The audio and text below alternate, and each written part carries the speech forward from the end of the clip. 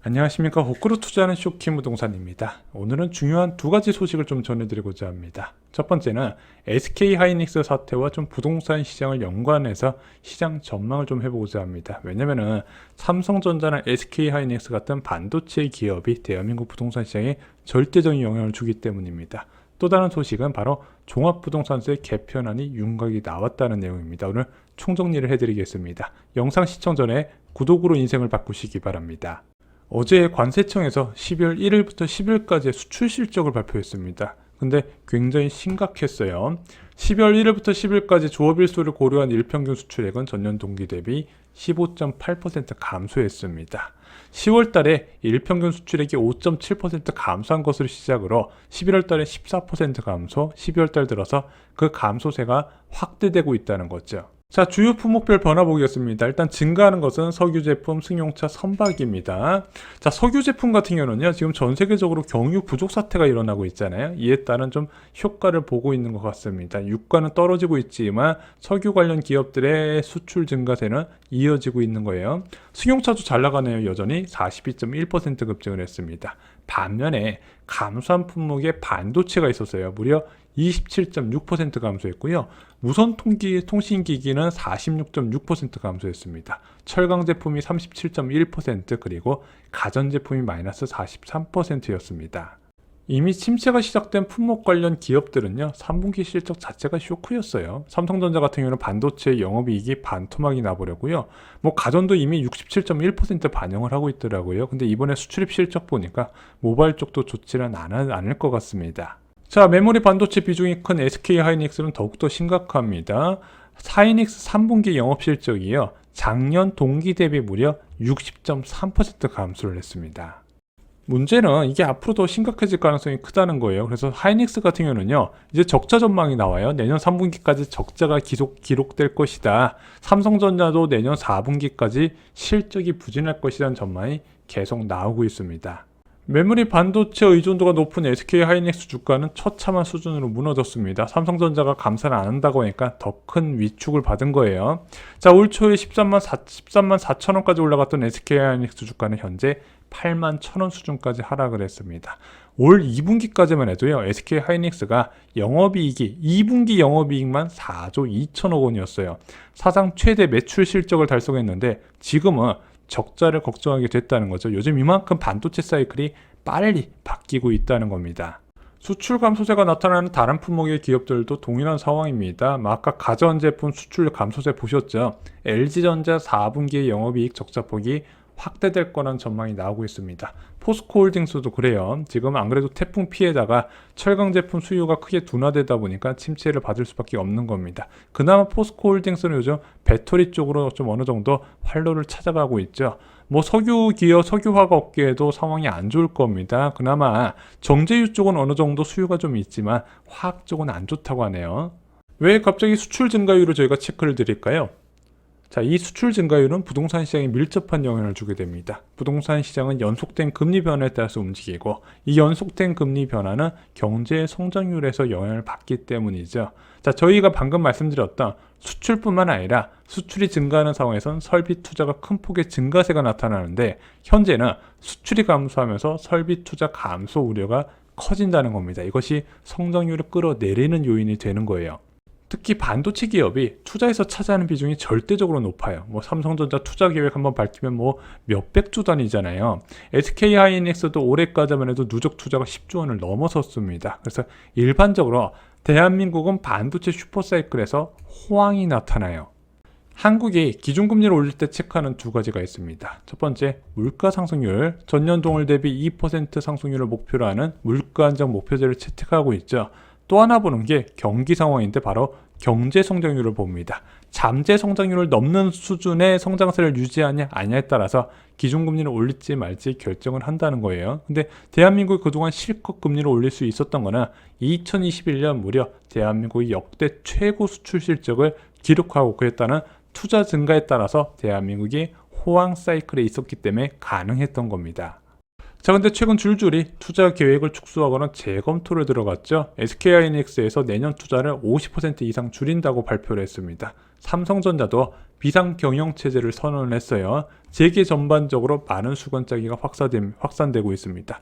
투자 철회뿐만 아니라 감축, 이런 채용 규모 축소도 불가피할 것으로 보여진다는 거죠. 지금 같은 상황에서 공격적으로 투자하기가 굉장히 어렵다는 겁니다. 왜냐하면 대한민국뿐만 아니라 전 세계적인 침체가 동시에 오기 때문이죠.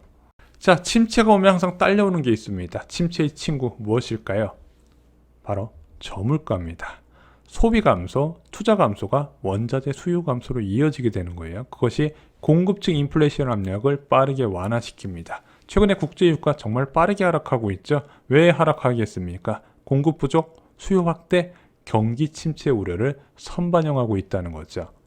부동산 시장은요, 반대로 접근하시는 걸 추천을 드립니다. 경기가 좋을 때 집 사기 좋은 시절이라고 생각하지만 이렇게 경기가 좋을 때는 통화정책이 긴축으로 바뀌면서 부동산 시장 하락장과 연결이 된다, 현재를 생각하시면 될 것 같습니다. 반면에 경기 침체가 왔을 때는요, 통화정책이 완화적으로 바뀌면서 부동산 호재로 연결된다는 거죠. 그래서 저희가 계속 강조드리는 게 부동산은 거꾸로 투자해야 된다는 거죠.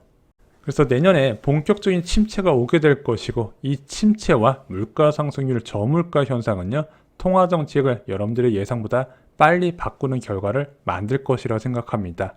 자, 두 번째 소식입니다. 종합부동산세 개편안 윤곽이 나왔습니다. 지금 국회에서 여야가 협상을 진행하고 어느 정도 타결점을 찾은 것 같습니다. 일단 세율은요, 기존에 이제 일반 세율과 다주택자 중과 세율이 있었던 건 아실 것 같은데, 일반 세율이 좀 감소했어요. 0.6%에서 3.0%인데 0.5%에서 2.7%로 감소됐습니다. 그런데 다주택자 중과 세율에서는요, 부과 대상이 좀 바뀌었어요.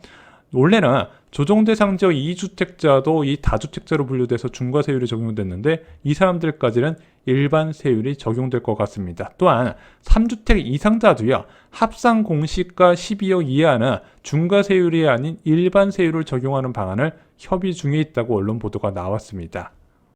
이번 종부세율까지 여야 합의안이 확정이 되면요, 사실상 종합부동산세는 유명무실이 돼버립니다. 자, 저희가 종합부동산세 계산 흐름 많이 말씀을 드렸잖아요. 기본적으로 종합부동산세는 인별과세예요. 개인당 과세를 하는 겁니다. 개인이 갖고 있는 공시가격, 주택의 공시가격을 다 합산해요. 당연히 공시가격의 시세에 얼마 대비 나오냐, 공시가격 현실화율이 중요해요.